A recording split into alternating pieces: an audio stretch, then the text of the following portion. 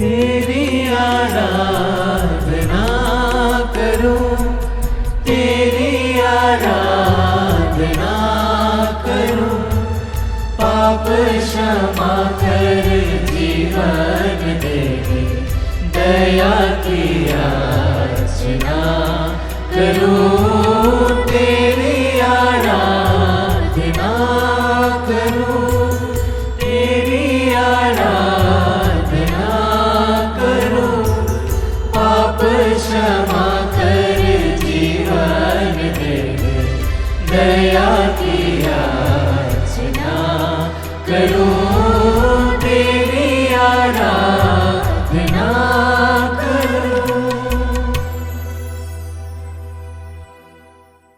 पवित्र परम प्रसाद में उपस्थित हमारे प्यारे प्रभु यीशु मसीह की आराधना स्तुति एवं महिमा होवे। पवित्र परम प्रसाद में उपस्थित प्यारे प्रभु यीशु मसीह की आराधना स्तुति एवं महिमा होवे। पवित्र परम प्रसाद में उपस्थित प्यारे प्रभु यीशु मसीह की आराधना स्तुति एवं महिमा होवे।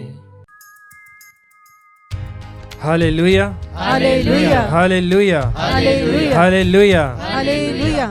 संत याकूब का पत्र अध्याय 4 वाक्य संख्या 10 में वचन कहता है, प्रभु के सामने दीनहीन बने और वह आपको ऊंचा उठाएगा। Hallelujah, hallelujah, hallelujah. हालेलुया।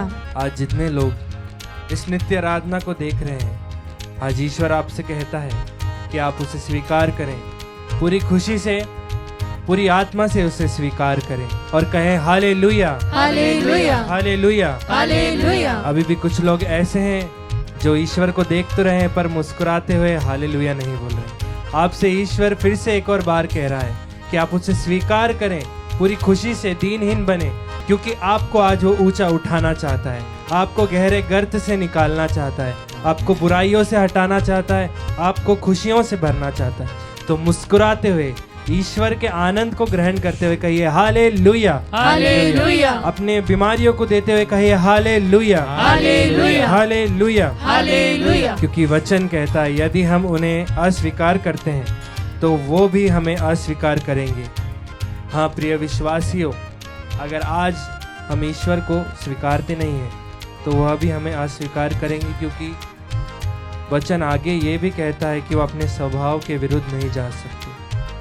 अगर आज हम अपने दिल में ईश्वर को स्वीकारते नहीं हैं, अगर आज हम यह नहीं स्वीकारते कि हम पापी हैं, हमें पश्चाताप करना चाहिए, यदि आज हम उसकी पवित्र आत्मा को अपने जीवन में स्वीकारते नहीं तो वो भी हमें अस्वीकार करेगा, क्योंकि ईश्वर अपने स्वभाव के विरुद्ध नहीं जा सकता। तो आइए खुशी से आज ईश्वर को स्वीकार करें, उसके पवित्र आत्मा के लिए प्रार्थना करें, उससे आशीष मांगे कि अपने आत्मा से वह हमारे जीवन में आशीषें बरसाए, अनुग्रह बरसाए, क्योंकि वचन कहता है वह सत्य का आत्मा आएगा तो तुम्हें पूर्ण सत्य तक ले जाएगा, क्योंकि वह अपनी ओर से नहीं कहेगा बल्कि वह जो कुछ सुनेगा वही कहेगा और तुम्हें आने वाली बातों के विषय में बताएगा। Hallelujah, hallelujah, hallelujah, hallelujah, hallelujah. Hallelujah. आइए उस आत्मा के लिए हम ईश्वर से प्रार्थना करें, उस आत्मा को ईश्वर से मांगे, क्योंकि वचन कहता है संत यूहन्ना का सुसमाचार अध्याय 14 वाक्य संख्या 14 में, यदि तुम मेरा नाम लेकर मुझसे कुछ भी मांगोगे तो मैं तुम्हें वही प्रदान करूंगा। आमीन। यदि तुम मुझसे प्यार करोगे तो मेरी आज्ञाओं का पालन करोगे। Yes Lord. आइए ईश्वर की आज्ञा का पालन करते हुए, उसे स्वीकार करते हुए पवित्र आत्मा को अपने बीच में बुलाएं, पवित्र आत्मा को अपने जीवन में बुलाएं और इस गीत को गाते हुए, ताली बजाते हुए ईश्वर की स्तुति करें और पवित्र आत्मा को अपने जीवन में बुलाएं।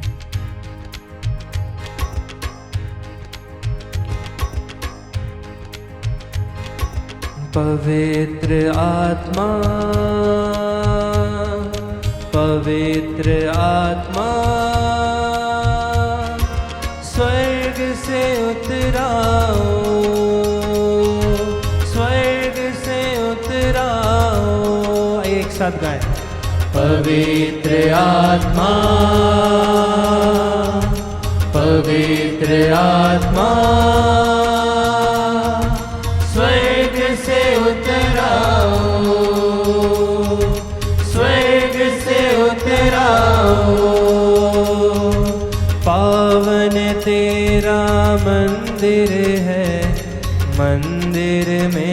तुम बस जाओ। पावन तेरा मंदिर है, मंदिर में तुम बस जाओ।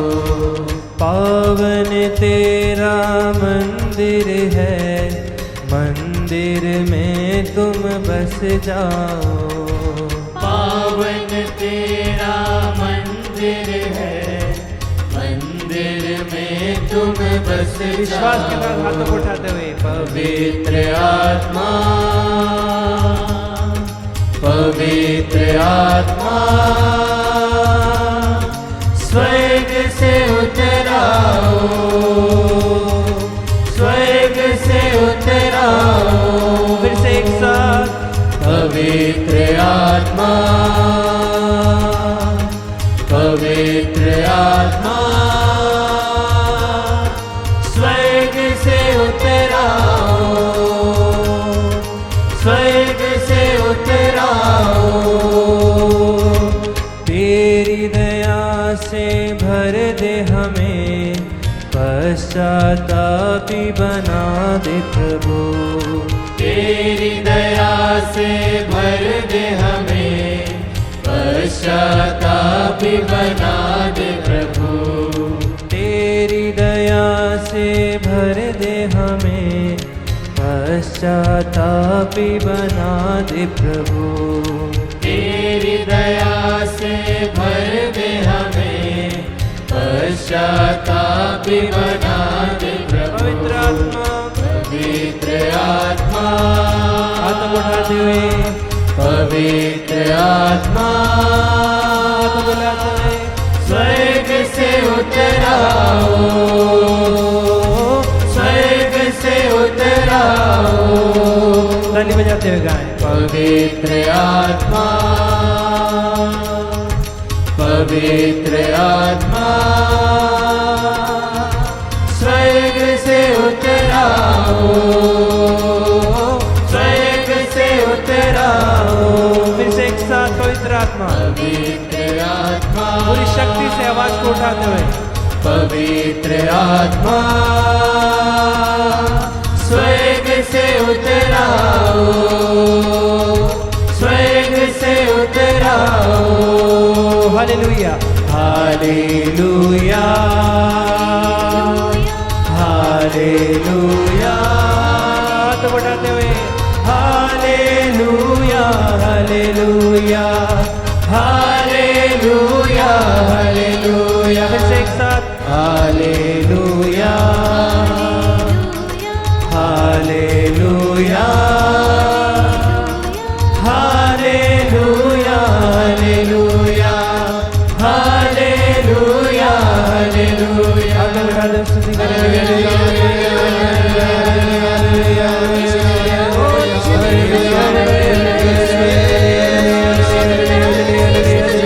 पवित्र आत्मा को हमारे बीच में स्वीकारें, पवित्र आत्मा को जगा दें, उसका स्वागत करें।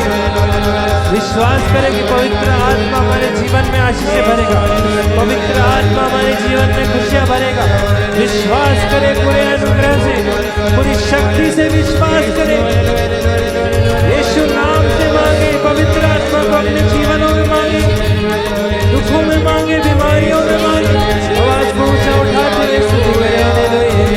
हालेलुया, हालेलुया, हालेलुया,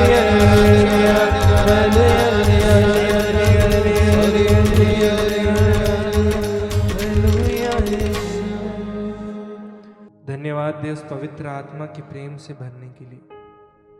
धन्यवाद दे, उसकी आराधना करें, स्तुति करें। तुलना करने योग्य नहीं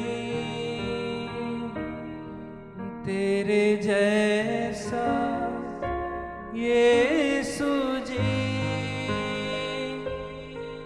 तुलना करने योग्य नहीं तेरे जैसा यीशु जी। यीशु जी तेरा प्यार कितना अनोखा है यीशु जी तेरा प्यार कितना अनोखा है आराधना आराधना आराधना आराधना एक साथ आराधना आराधना आराधना आराधना। आज हम मनन चिंतन करेंगे संत मार्कुस का सुसमाचार अध्याय 2 पवित्र वचन 23 से लेकर 27 तक। यीशु किसी विश्राम के दिन गेहूं के खेतों से होकर जा रहे थे। उनके शिष्य राह चलते बालें तोड़ने लगे। फरीसियों ने यीशु से कहा, देखिए, जो काम विश्राम के दिन मना है ये क्यों वही कर रहे हैं? यीशु ने उन्हें उत्तर दिया, क्या तुम लोगों ने कभी यह नहीं पढ़ा कि जब दाऊद और उनके साथी भूखे थे और खाने को उनके पास कुछ नहीं था, तो दाऊद ने क्या किया था? उन्होंने महायाजक अब्याथार के समय ईश मंदिर में प्रवेश कर भेंट की रोटियां खाई और अपने साथियों को भी खिलाई। याजकों को छोड़ किसी और को उन्हें खाने की आज्ञा तो नहीं थी। यीशु ने उनसे कहा, विश्राम दिवस मनुष्यों के लिए बना है, न कि मनुष्य विश्राम दिवस के लिए। इसलिए मानव पुत्र विश्राम दिवस का भी स्वामी है। प्रभु का दिव्य सुसमाचार। हे ख्रिस्त तेरी स्तुति हो।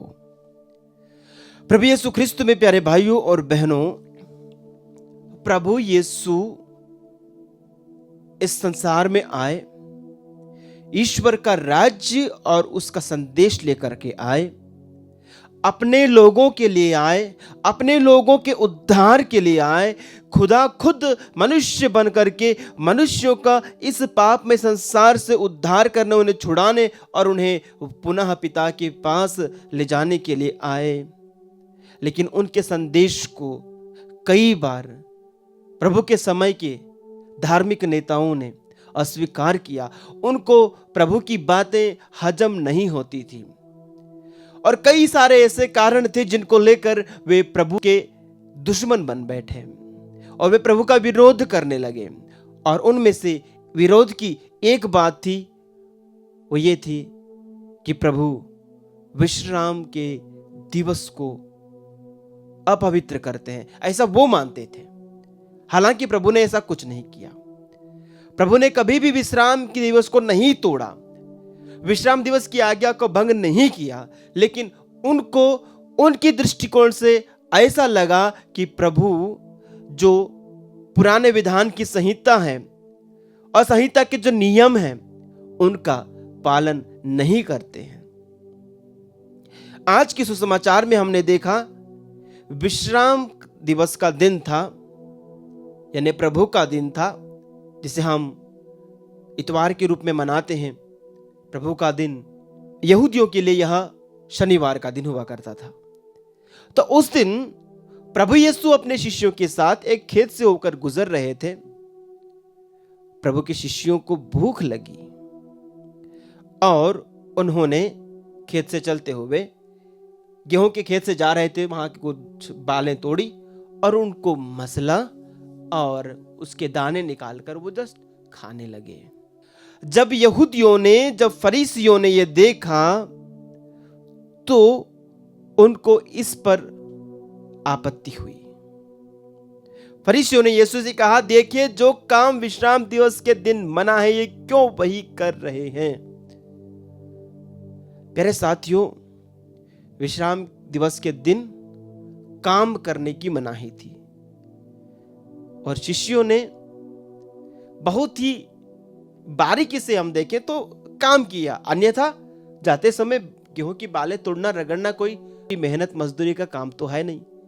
लेकिन यदि हम बातों को संहिता के नियमों को एकदम कड़ाई से पालन करें और देखें तो हम ये कह सकते हैं कि फरीसी जो कह रहे थे वो यह है कि शिष्य लोग काम कर रहे हैं। उन्होंने फसल लुनने का काम किया।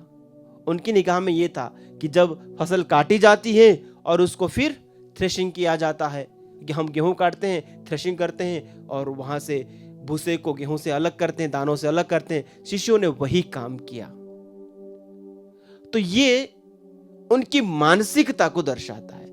उनकी मानसिकता कितनी संकीर्ण थी। प्रभु की संहिता की व्याख्या वो कितनी ही संकीर्ण मानसिकता से करते थे।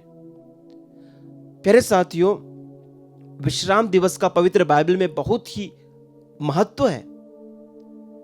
सृष्टि के प्रारंभ में हम पढ़ते हैं कि प्रभु ने इस दुनिया की सृष्टि की। 6 दिन तक उन्होंने ये दुनिया और दुनिया के विभिन्न चीजों को बनाया और प्रभु ने 7वें दिन आराम किया। उत्पत्ति ग्रंथ अध्याय 2 उसका वचन 1 से आगे हम पढ़ते हैं, इस प्रकार आकाश तथा पृथ्वी और जो कुछ उसमें है सबकी सृष्टि पूरी हुई। 7वें दिन ईश्वर का किया हुआ कार्य समाप्त हुआ। उसने अपना समस्त कार्य समाप्त कर 7वें दिन विश्राम किया। ईश्वर ने 7वें दिन को आशीर्वाद दिया और उसे पवित्र माना, क्योंकि उस दिन उसने सृष्टि का कार्य समाप्त कर विश्राम किया। प्यारे साथियों, वचन की गहराई में हमको जाना होगा। ईश्वर जो सर्वशक्तिमान है, ईश्वर जो अपने वचन मात्र से सब कुछ को सृष्टि करता है, क्या वो 7वें दिन वास्तव में थक गए थे जो उन्होंने विश्राम किया? यहां विश्राम शब्द का अर्थ हम जो आराम करते हैं, एक आराम कुर्सी लगाकर बैठ गए, क्या प्रभु कहीं बिस्तर लगा के सो गए? हरगिज नहीं। यहां विश्राम का अर्थ है एक पूर्ण विराम देना। प्रभु ने अपने काम को वहां पर एक तरह से रोका। प्रभु ने अपना काम समाप्त किया, कहने का मतलब है। ज्यादा महत्वपूर्ण बात यहां पर क्या है? विश्राम नहीं, लेकिन ईश्वर ने उसे पवित्र माना। ईश्वर ने 7वें दिन को आशीर्वाद दिया और उसे पवित्र माना। प्रभु के दिन को पवित्र मानना। ईश्वर का दिन पवित्रता का दिन है। प्रभु ने वो दिन ठहराया और मूसा को उस दिन के बारे में कहा, जिसे हम पढ़ते हैं निर्गमन ग्रंथ अध्याय 20 में। प्रभु ने मूसा को 10 आज्ञाएं दी और उन 10 आज्ञाओं में एक आज्ञा, विश्राम दिवस को पवित्र मानने का ध्यान रखो। तुम 6 दिनों तक परिश्रम करते रहो और अपना सब काम करो, परंतु 7वां दिन तुम्हारे प्रभु ईश्वर के आदर में विश्राम का दिन है। तो प्रभु ने यहां पर भी विश्राम के दिन को पवित्र रखने के लिए कहा है। एक आज्ञा ठहराई कि जैसे ईश्वर ने संसार की सृष्टि की, 7वें दिन को पवित्र माना, तुम भी उस दिन विश्राम करना, उसको पवित्र मानना। किस प्रकार से? उस दिन ना तो तुम कोई काम करो, ना तुम्हारा पुत्र, ना तुम्हारी पुत्री, ना तुम्हारा नौकर, ना तुम्हारी नौकरानी, ना तुम्हारे चौपाए और ना तुम्हारे शहर में रहने वाला कोई परदेशी। 6 दिनों में प्रभु ने आकाश, पृथ्वी, समुद्र और में जो कुछ है सब बनाया और उसने 7वें दिन विश्राम किया। इसलिए प्रभु ने विश्राम दिवस को आशीष दी और उसे पवित्र ठहराया। तो प्रभु क्या कहना चाह रहे हैं प्यारे साथियों, कि हम 6 दिनों तक अपना काम करें और 7वां दिन प्रभु के लिए पवित्र रखें, प्रभु के लिए एक अलग से निर्धारित दिन रखें जिसमें प्रभु के साथ समय बिताएं। यह विश्राम आलस्य वाला विश्राम नहीं है कि हम आलसीपना करें। यह विश्राम है ईश्वर के साथ समय बिताना, वो आराम, एक आध्यात्मिक विश्राम। हम कमाई धंधा छोड़ करके, हमारा नौकरी पेशा छोड़ करके, हमारे अन्य सारे काम छोड़ करके ईश्वर के सानिध्य में एक दिन बिताएं। ईश्वर की सृष्टि के ऊपर मनन चिंतन करते हुए समय बिताएं। यह है विश्राम दिवस। विश्राम दिवस आउटिंग का दिन नहीं है। विश्राम दिवस पार्टी करने का दिन नहीं है। विश्राम दिवस अपने मित्रों के साथ गप्पे लड़ाने का दिन नहीं है। विश्राम दिवस मूवी देखने का दिन नहीं है। विश्राम दिवस पूरा दिन मोबाइल पे गेम खेलने का दिन नहीं है। विश्राम दिवस प्रभु के लिए है। ये बात है।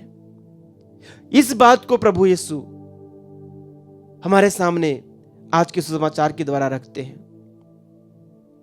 लेकिन फरीसियों ने विश्राम दिवस का कुछ अलग ही अर्थ निकाल रखा था कि उस दिन कुछ काम नहीं होना चाहिए। प्रभु यीशु कहते हैं विश्राम दिवस के दिन मनुष्य की हित के लिए यदि कुछ कर सको तो जरूर करना। प्रभु यीशु ने इसलिए विश्राम दिवस के दिन कितने ही लोगों को चंगा किया। एक औरत थी जो 18 बरस से झुकी हुई थी। विश्राम दिवस के दिन प्रभु ने उसको चंगा किया। एक व्यक्ति था जिसका हाथ सूख गया था, लकवाग्रस्त था। प्रभु ने विश्राम दिवस के दिन उसको चंगा किया।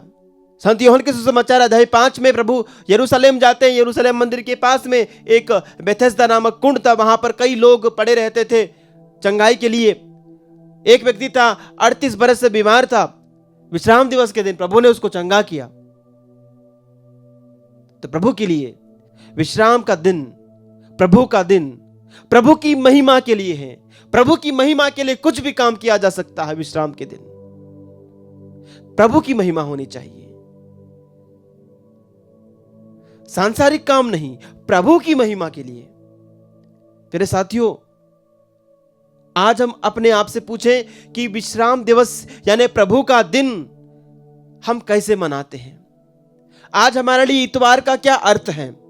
कितने लोग गिरजा जाते हैं, कितने लोग चर्च जाते हैं। रविवार ये मिसा बलिदान में कितने लोग भाग लेते हैं, सच्चे मन से उसमें भाग लेते हैं। और पवित्र मिसा बलिदान के अलावा कितना समय हम प्रभु के साथ उस दिन बिता सकते हैं। यहां फिर दुनियादारी के सारे कामों में लगे रहते हैं। आइए प्यारे साथियों, हम प्रभु के दिन को पवित्र मानना सीखें। प्रभु यीशु उस विश्राम के दिन का मालिक है, क्योंकि वो स्वयं ईश्वर है, वो ईश्वर का पुत्र है। आइए हम प्रभु यीशु से प्रार्थना करें कि प्रभु हमें पवित्र आत्मा प्रदान कर, कि हम पवित्र आत्मा की प्रेरणा से प्रभु के दिन को वास्तव में पवित्र रख सके। हम उस दिन उनके महान कार्यों के ऊपर मनन चिंतन करें, उनकी आशीष, उनके अनुग्रह को अपने जीवन में जो हमने पाए हैं उसके लिए उसका धन्यवाद कर सकें, और उनके साथ मिलकर के हम विश्राम दिवस को पवित्र व धन्य मनाएं। आमीन।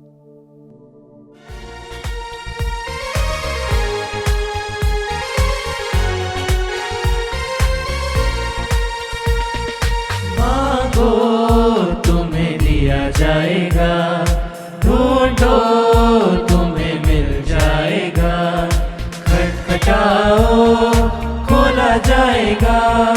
मेरा भरोसा है मेरे प्रभु पर।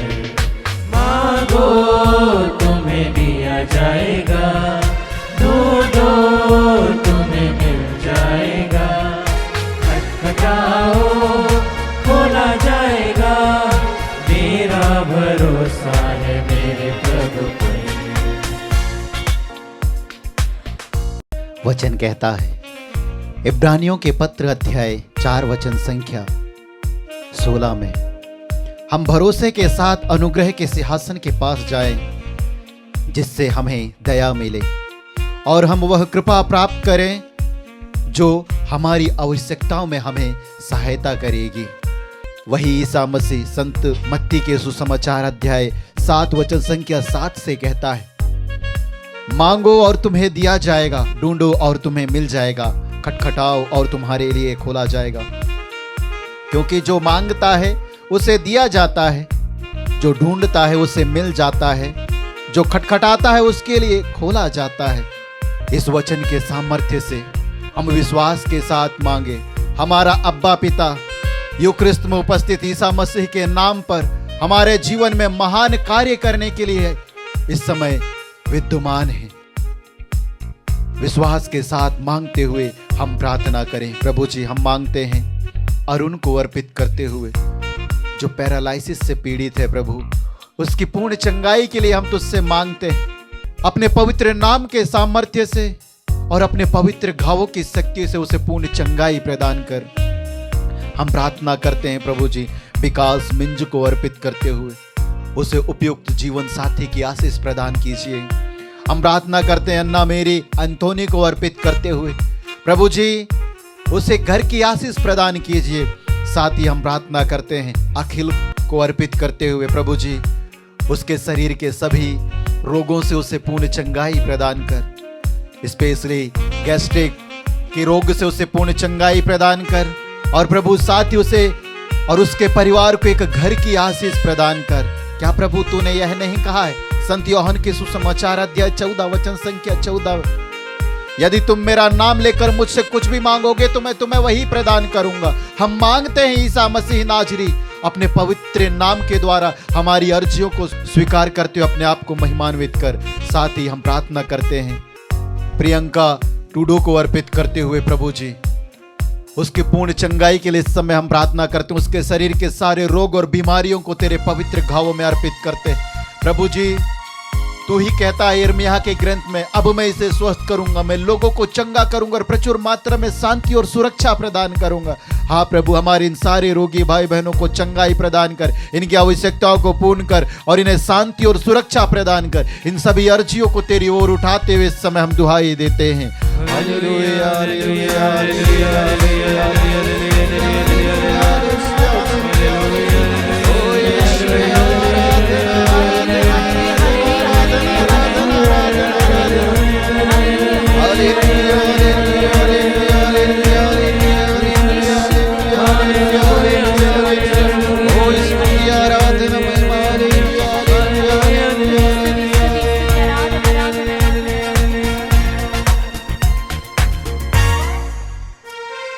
फूलों को जिसने सजाया सवारा वो ईश्वर मेरा पिता है। फूलों को जिसने सजाया सवारा वो ईश्वर मेरा पिता है। मुझे कोई चिंता नहीं है, मुझे कोई चिंता नहीं है। मांगो तुम्हें दिया जाएगा, ढूंढो तुम्हें मिल जाएगा, खटखटाओ खोला जाएगा। मेरा भरोसा है मेरे प्रभु पर। संत यूहन्ना के पहले पत्र अध्याय 5 वचन संख्या 14 से हम वचन में पढ़ते हैं, हमें ईश्वर पर यह भरोसा है कि यदि हम उसकी इच्छा अनुसार उससे कुछ भी मांगते हैं तो वह हमारी सुनता है। यदि हम यह जानते हैं कि हम जो भी मांगते हैं वह हमारी सुनता है, तो हम यह भी जानते हैं कि हमने जो कुछ मांगा है वह हमें मिल गया है।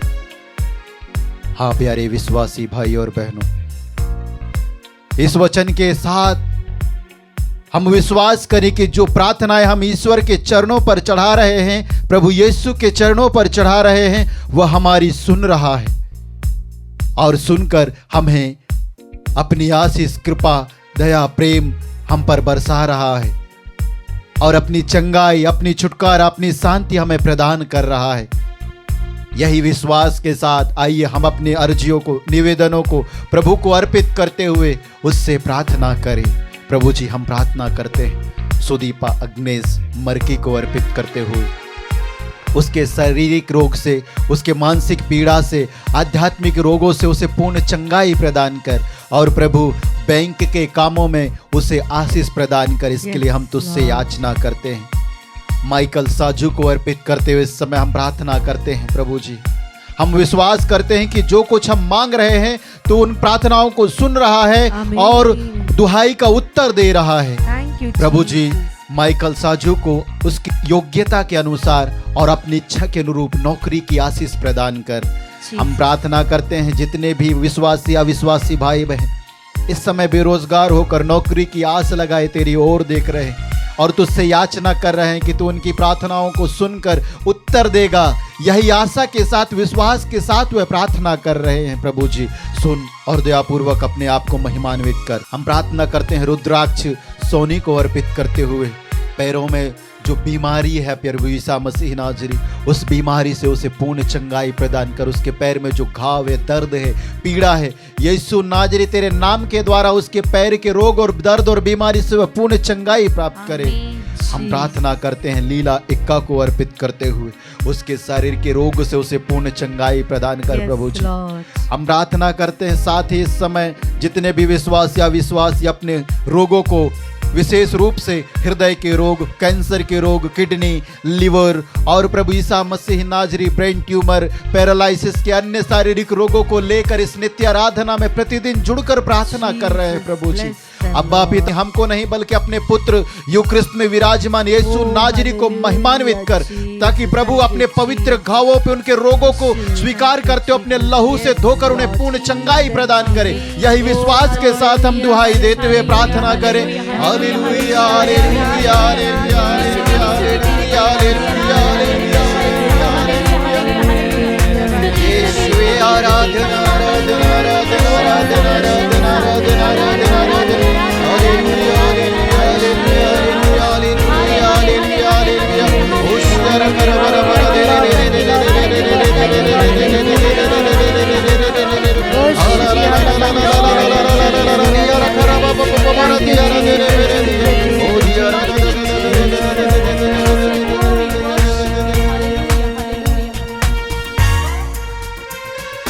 चिड़ियों को जिसने दिया है बसेरा, वो ईश्वर मेरा पिता है। चिड़ियों को जिसने दिया है बसेरा, वो ईश्वर मेरा पिता है। मुझे कोई चिंता नहीं है, मुझे कोई चिंता नहीं।